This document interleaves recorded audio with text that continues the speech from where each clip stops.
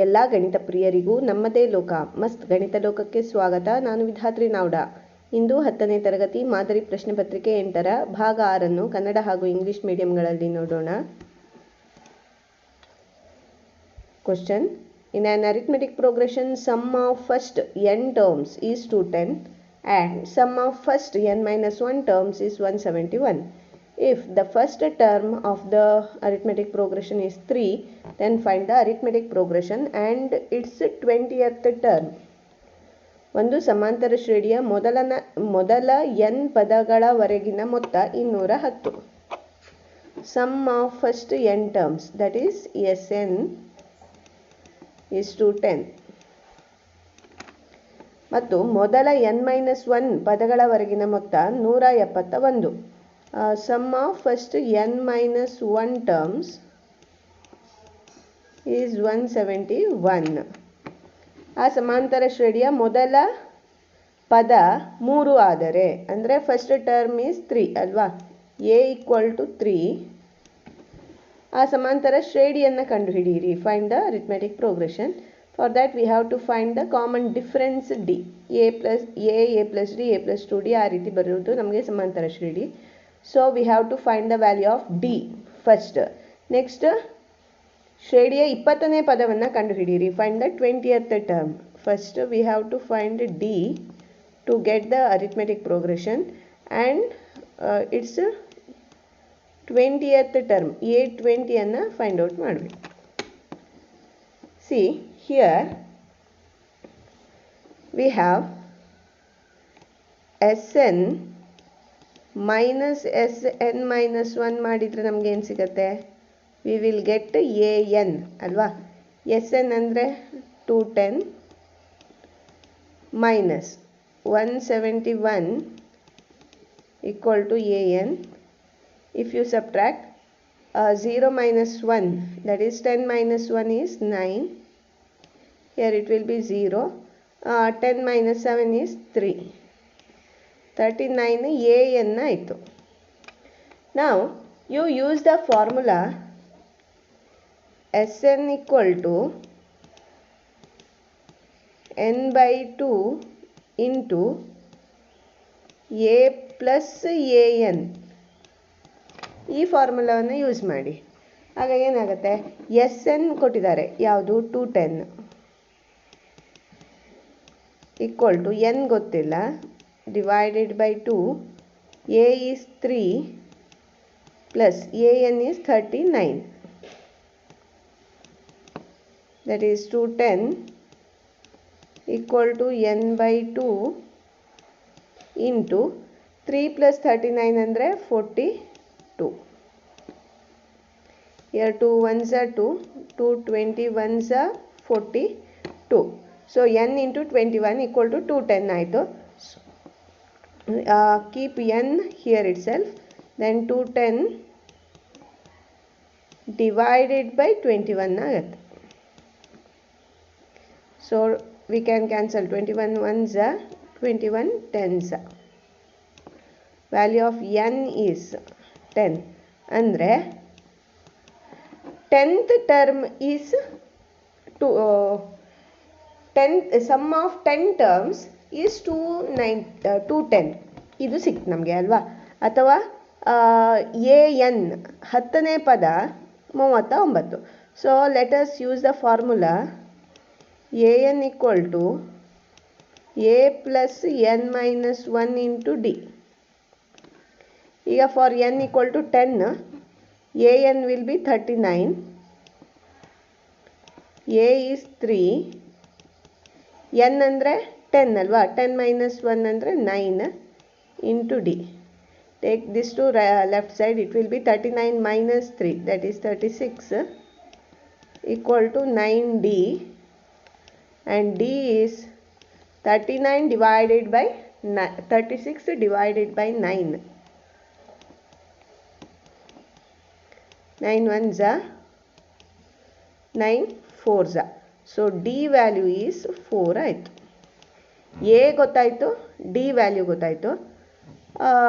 Now we can find the arithmetic progression, that is a equal to 3, D is 4. So first term A is 3, A plus D. Second term A plus D. 3 plus 4, that is 7. A plus 2D. ಅಂದರೆ ಇದಕ್ಕೆ ಇನ್ನೊಂದ್ಸಲ D ಅನ್ನೇ add ಮಾಡಿ. 7 plus 4, 11. So A P is ಬೇಕಾದ ಸಮಾಂತರ ಶ್ರೇಣಿ 3, 7, 11 etcetera. This is the answer. First part ಇದು ಸಮಾಂತರ ಶ್ರೇಣಿ ಕಂಡುಹಿಡಿಯಿರಿ. ಈಗ 20ನೇ ಪದವನ್ನು ಕಂಡುಹಿಡಿಯಿರಿ ಅಂತ ಹೇಳಿದ್ದಾರೆ. A20 = A plus n minus 1. That is 20 minus 1 into D. Substitute all the values. A is 3 plus 20 minus 1 ಅಂದರೆ 19 into D is 4. 3 plus 19 4s are 76 ಅಲ್ವಾ. Next 76 plus 3 is 79. This is the answer. Next, our question. The sum of interior angles of a polygon of n sides is n minus 2 into 180 degree. If interior angles of a pentagon are in the arithmetic progression and its least angle is 72 degree, then find all the interior angles of a pentagon. n ಭುಜಗಳನ್ನು ಹೊಂದಿರುವ ಒಂದು ಬಹುಭುಜಾಕೃತಿಯ ಎಲ್ಲ ಒಳಕೋನಗಳ ಮೊತ್ತ n minus 2 ಗುಣಿಸು 180 degree. ನೋಡಿ, n ಭುಜಗಳನ್ನು ಹೊಂದಿರುವ ಎಲ್ಲ ಒಳಕೋನಗಳ ಮೊತ್ತ, sum of all n angles ಅಲ್ವಾ. So we can take it as Sn. It is n minus 2 into 180 degree. Next, ಒಂದು ಪಂಚಭುಜಾಕೃತಿಯ ಒಳಕೋನಗಳು ಸಮಾಂತರ ಶ್ರೇಣಿಯಲ್ಲಿದ್ದು ಅದರ ಅತ್ಯಂತ ಚಿಕ್ಕ ಕೋನ 72 ಡಿಗ್ರಿ ಅಂತ ಹೇಳಿದ್ದಾರೆ. So they are in A P. So we can take a as 72 degree. Minimum angle ಅಂದರೆ ಕಡಿಮೆ ಇರುವುದು ನಮಗೆ ಎ ಅಲ್ವಾ. That is 72 degree. Then find all interior angles of the pentagon. ಉಳಿದ ಎಲ್ಲ ಮೊತ್ತಗಳನ್ನು, ಬೇರೆ ಎಲ್ಲ ಆ್ಯಂಗಲ್ಗಳನ್ನು ನೋಡಿ ಅಂತ ಹೇಳಿದ್ದಾರೆ. Here also we have to find the value of d ಅಲ್ವಾ.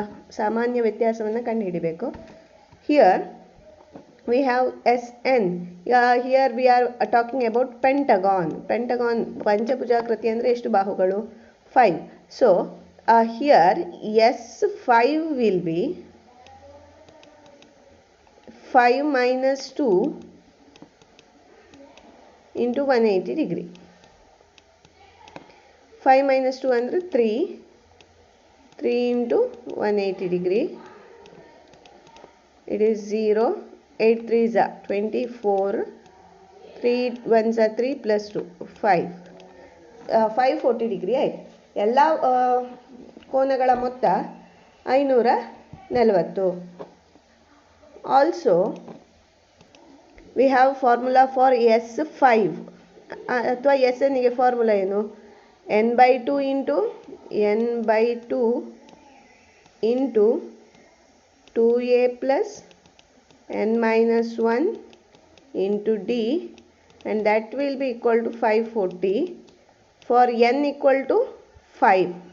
ಇಲ್ಲಿ n ಬೆಲೆ ಎಷ್ಟು? 5 ಭಾಗಿಸು 2. 2 ಗುಣಿಸು a ಅಂದರೆ ಕಡಿಮೆ ಕೋನ 72.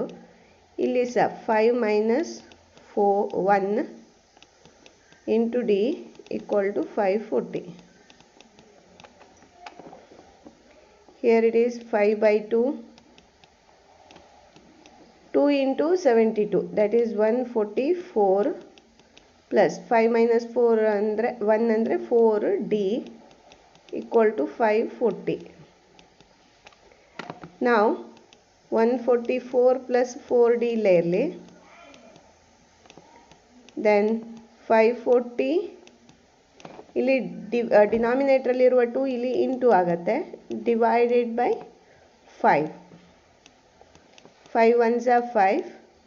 5 1s are ಇಲ್ಲಿ 4 ತಗೊಂಡ್ರೆ ಝೀರೋಸ, ಇದನ್ನು ಹಾಕಿ ಸರಿಯಾಗಿ. Next comes 40 8s, that is 4d equal to 8 into 2 16, 2 into 0 0, ಇಲ್ಲಿ ಒಂದು 1 ಇದೆ, 2 into 1 2, minus 144 ಅಲ್ವಾ, ಇಲ್ಲಿರುವ ಪ್ಲಸ್ ಈಚೆ ಮೈನಸ್ ಆಗುತ್ತೆ. So 4d equal to 216 minus 144, 6 minus 4 is 2, 1 minus 4 ಆಗೋದಿಲ್ಲ, 11 minus 4 that is 7, 72 ಡಿಗ್ರಿ ಆಯಿತು. D will be 72 divided by 4, 4 1s 32 ಆಯಿತು, 8s. So value of D is 18 degree. Now find the angles. ಇಲ್ಲಿಗ D 18 degree, A 72 degree, ಇವಿಷ್ಟು ಸಾಕು ನಮಗೆ. So A is 72 degree, A plus D, D ಎಷ್ಟು ಬಂತು 18 ಅಲ್ವಾ, 72 plus 18 that is 90 degree. Next A plus 2D, 90 plus 18 ಮಾಡಿದರೆ ನಿಮಗೆ 2D ಸಿಗುತ್ತೆ, that is 108 degree. ಮೂರನೇ ಆ್ಯಂಗಲ್ 108 ಡಿಗ್ರಿ ಆಯಿತು. Next A plus 3D, that is 108 plus 18, 126 degree.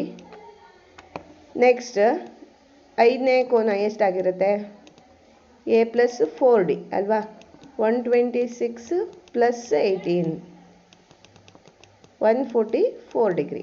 ಇವು 5 ಆ ಪೆಂಟಗಾನ್ನ 5 angles. These are the 5 angles of the pentagon. ಇವು ಪಂಚಭುಜಾಕೃತಿಯ ಒಳಕೋನಗಳು. So this is the answer. Next one, in the figure poles AB and CD of different heights are standing vertically on a level ground. Figure ನೋಡಿ, ಇದು AB ಮತ್ತು CD. From a point P on the line joining the foots of the poles on the level ground, the angles of elevation to the top of the poles are found to be complementary.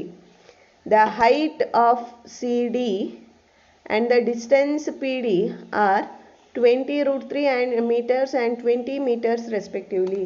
If BP is 10 meters, ಎಲ್ಲ ನೋಡ್ಕೊಳ್ಳಿ ಕೊಟ್ಟಿರೋದು. Then find the length of pole AB and the distance AC between the tops of the pole. ಚಿತ್ರದಲ್ಲಿ ಒಂದು ಸಮತಟ್ಟಾದ ನೆಲದ ಮೇಲೆ ಬೇರೆ ಬೇರೆ ಎತ್ತರಗಳನ್ನು ಹೊಂದಿರುವ AB ಮತ್ತು CD ಕಂಬಗಳು ನೇರವಾಗಿ ನಿಂತಿವೆ. ಈ ಎರಡೂ ಕಂಬಗಳ ಪಾದಗಳನ್ನು ಜೋಡಿಸುವ ರೇಖೆಯ ಮೇಲಿನ ಒಂದು ಬಿಂದು P ನಿಂದ ಎರಡು ಕಂಬಗಳ ಮೇಲ್ತುದಿಗೆ ಉಂಟಾದ ಉನ್ನತ ಕೋನಗಳು ಪರಸ್ಪರ ಪೂರಕ ಕೋನಗಳಾಗಿವೆ. CD ಕಂಬದ ಉದ್ದ 20 ವರ್ಗಮೂಲ 3 ಮೀಟರ್ ಮತ್ತು PDಯ ಉದ್ದ 20 ಮೀಟರ್ಗಳಾಗಿವೆ. BP 10 ಮೀಟರ್ಗಳಾದರೆ AB ಕಂಬದ ಉದ್ದ ಮತ್ತು ಕಂಬಗಳ ಮೇಲ್ತುದಿಗಳ ನಡುವಿನ ಉದ್ದ AC ಅನ್ನು ಕಂಡುಹಿಡಿಯಿರಿ. See, this is the figure. See, here angle of elevation from points is complementary. ಅಂದರೆ angle APB plus CPD is 90 degree. ಆಯಿತಾ?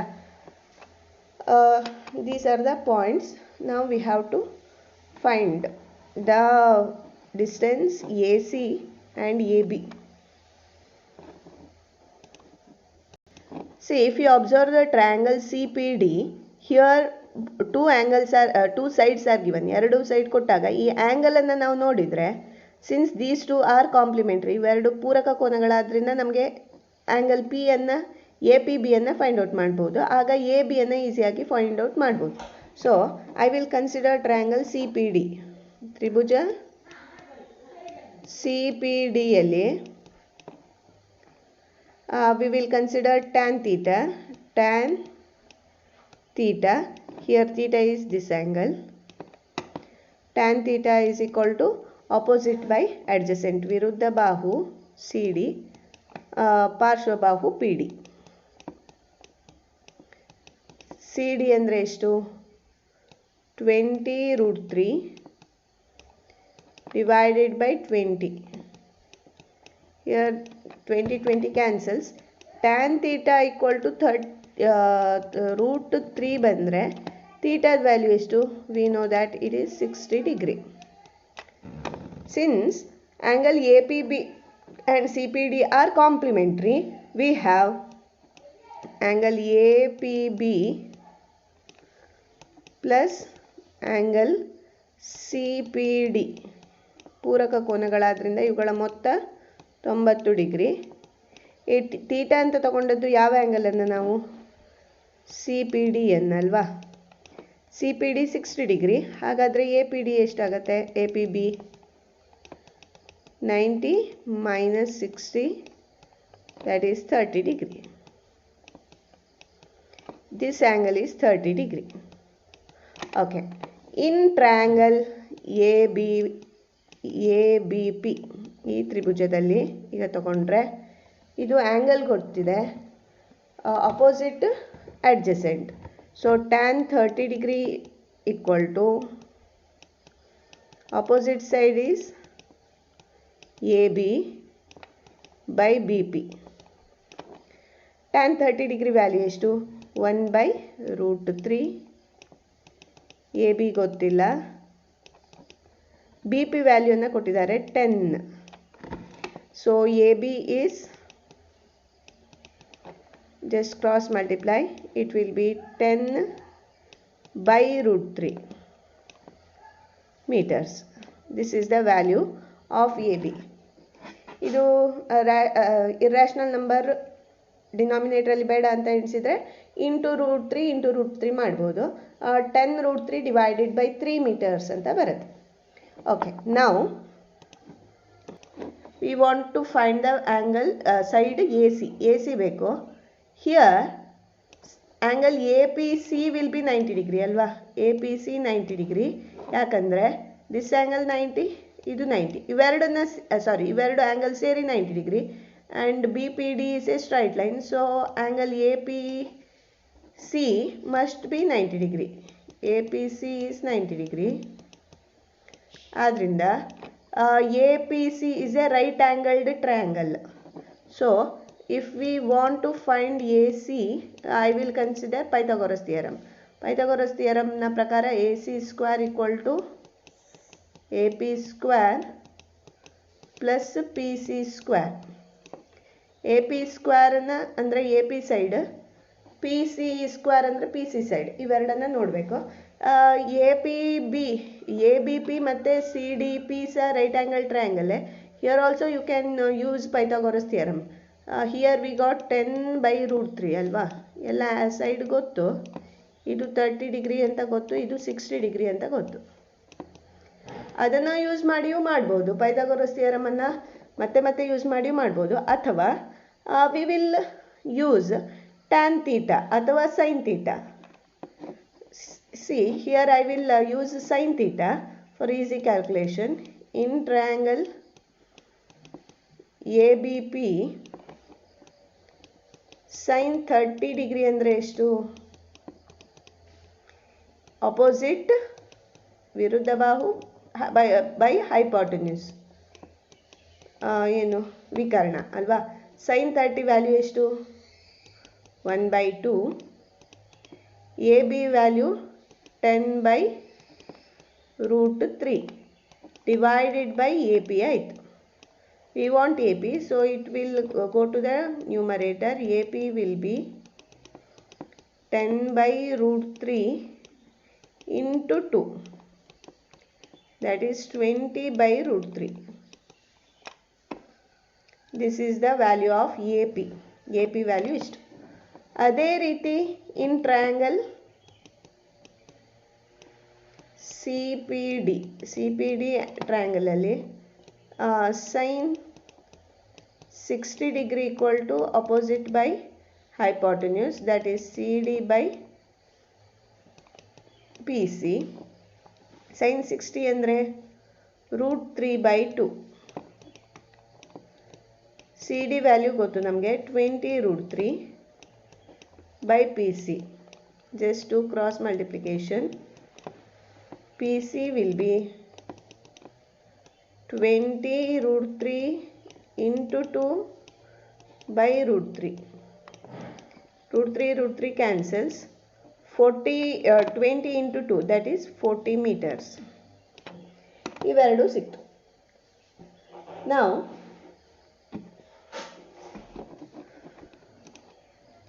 we will substitute here. ಇಲ್ಲಿ substitute ಮಾಡುವ. 20 by root 3 meters, ಇದು 40 meters. Here AC square equal to AP square ಅಂದರೆ 20 by root 3 its square plus 40 square. Here 20 square, that is 400 by root 3 square ಅಂದರೆ 3 ಆಗುತ್ತೆ plus 40 square ಅಂದರೆ 4 square is 16 and 2 zeros. Now take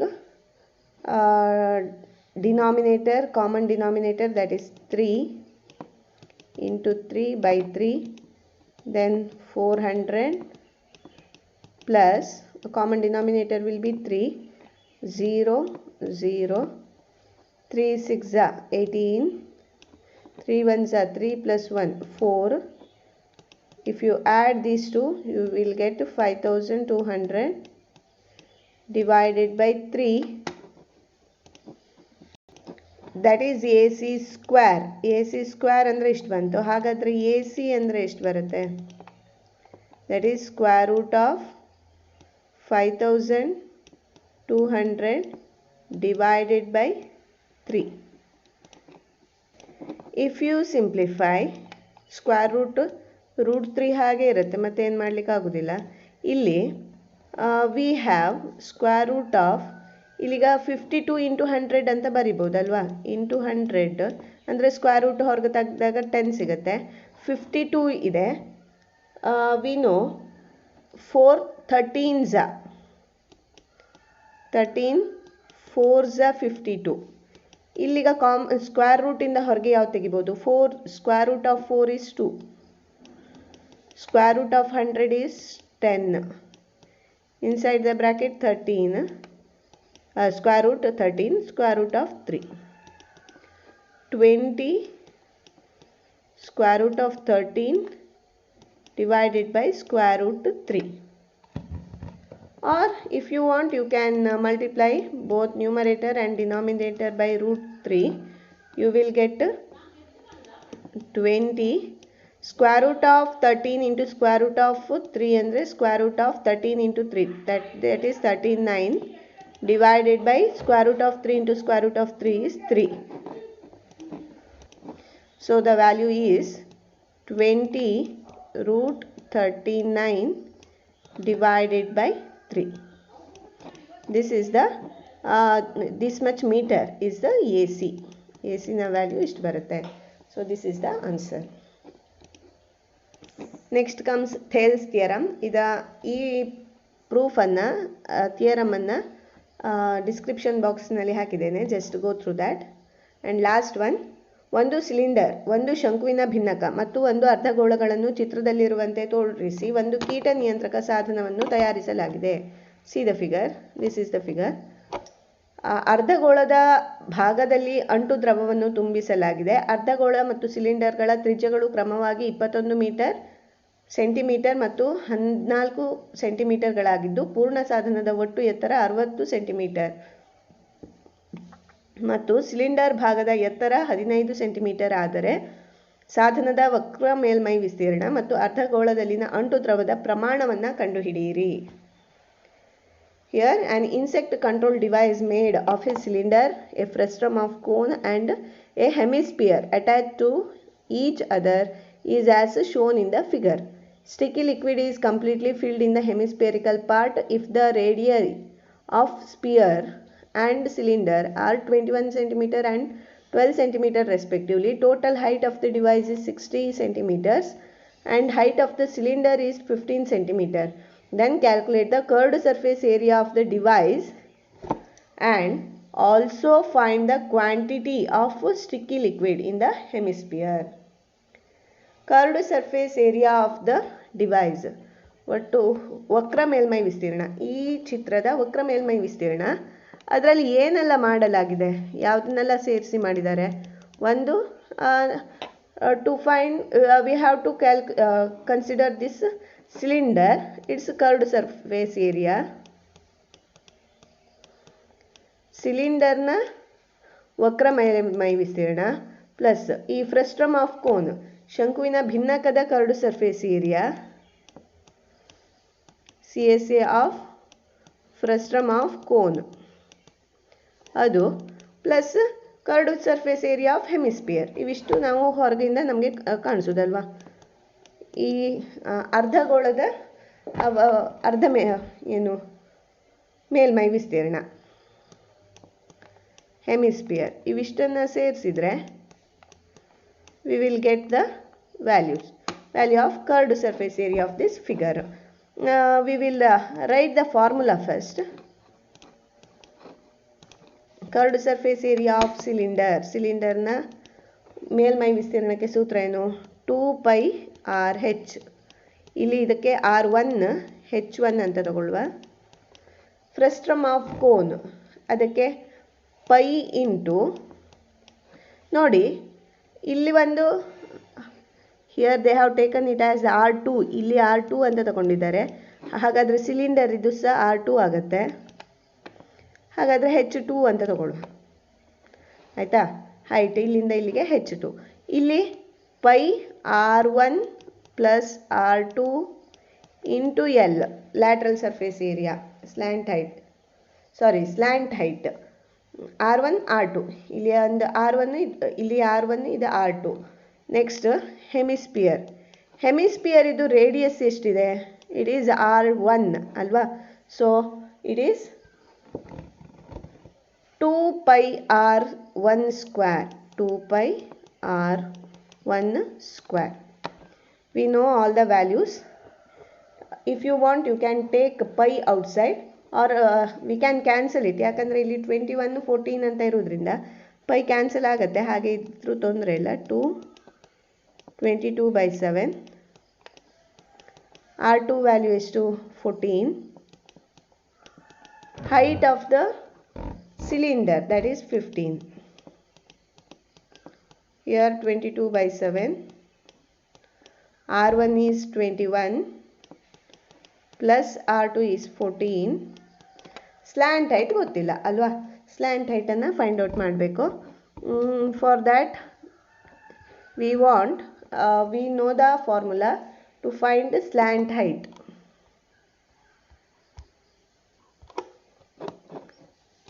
Slant height will be L equal to square root of H square plus R1 square minus R1 minus R2 whole square.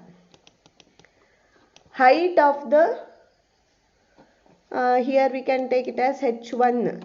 Height of the frustum of cone. Frustum of cone ಇದು height ಎಷ್ಟು, ಈ ಶಂಕುವಿನ ಭಿನ್ನಕದ height ಎಷ್ಟು. See, here to here it is 15. ಇದು radius ಎಷ್ಟಿರುತ್ತೆ ಅಷ್ಟೇ ಅಲ್ವಾ, ಇದು 21. Total height 60 ಅಂತ ಕೊಟ್ಟಿದ್ದಾರೆ. ಹಾಗಾದರೆ height of the frustum of cone H1 will be total 60ಯಲ್ಲಿ we have to subtract 15 of height of the cylinder ಮತ್ತು 21 ಹೈಟ್ ಆಫ್ ದ ಹೆಮಿಸ್ಪಿಯರ್ ಅಲ್ವಾ. ಇವಿಷ್ಟನ್ನು ಕಳೀರಿ, ಆಗ ಎಷ್ಟು ಬರುತ್ತೆ ನೋಡುವ. 60 minus 15 plus 21 is 36. That is 24 centimeter. 24 centimeter. ಹಾಗಾದರೆ H1 square 24 and its square plus R1 minus R2. R1 ಅಂದರೆ R2. That is 21 minus 14 is to 7 centimeters. So here it is 7 square. What is 24 square? That is 5 76 plus 7 square is 49, and if you add you will get 625. Square root of 625 is 25 centimeter. Slant height adana substitute ಮಾಡಿ. Here it is 25 plus 2, 22 by 7, R1 square, that is 21 into 21. 2 7 1s are 7 2s are 14. 7 ಇದನ್ನು cancel ಮಾಡಬೇಕಿದ್ರೆ ಅವೆರಡನ್ನ add ಮಾಡ್ಕೊಳ್ಬೇಕು. Okay, 2 into 22, that is 44. 2 into 15, that is 30. ಆಯಿತು, ಒಂದು. ಇಲ್ಲಿ 22 by 7. 21 plus 14 ಅಂದರೆ 35 into 25 plus 7 1s are 7 3s are 2 22s are 44. 3 into 21 63. Now 7 1s are 7 5s are 44 into 30. 3 4s are 12. 3 4s are 12 plus 1 13. 1320.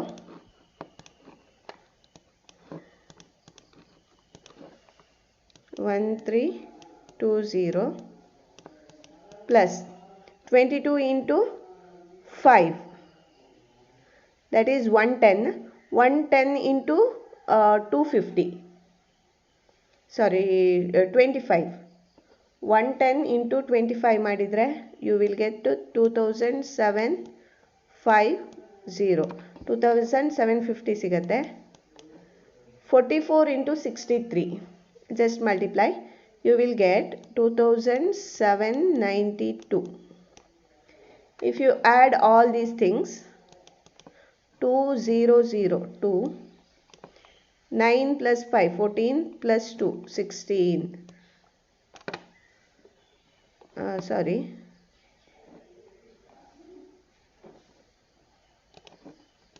Here you will get to 2772, okay, not 92.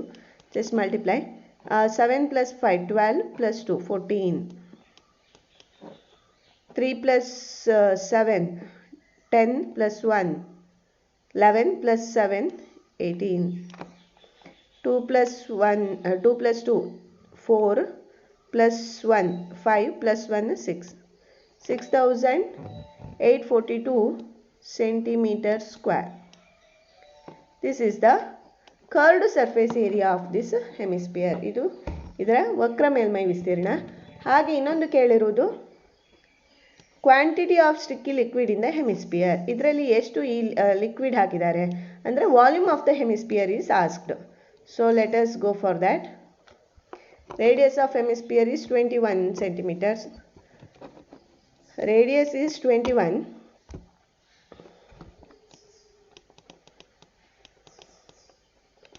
Okay, volume of hemisphere, ಅರ್ಧಗೋಳದ ಘನಫಲ, that is 2/3 pi r cube. 2/3 pi ಅಂದರೆ 22/7. r cube is 21 into 21 into 21. 3 1s are 3 7s are 7 1s are 7. 2 into 22, 44. 21 into 21, that is 441. If you multiply, you will get 19,404 centimeter cube. This is the volume of hemisphere. ಅರ್ಧಗೋಳದ ಘನಫಲ 19,404 centimeter cube ಸಿಗುತ್ತೆ. This is the answer. Okay, that's all. Thank you for watching the video. To get more videos, please subscribe to my channel and press the bell icon to get further notifications. If you like this video, please like it, share with your friends and subscribe to Mast Ganita Loka to get more mathematics related videos. Thank you.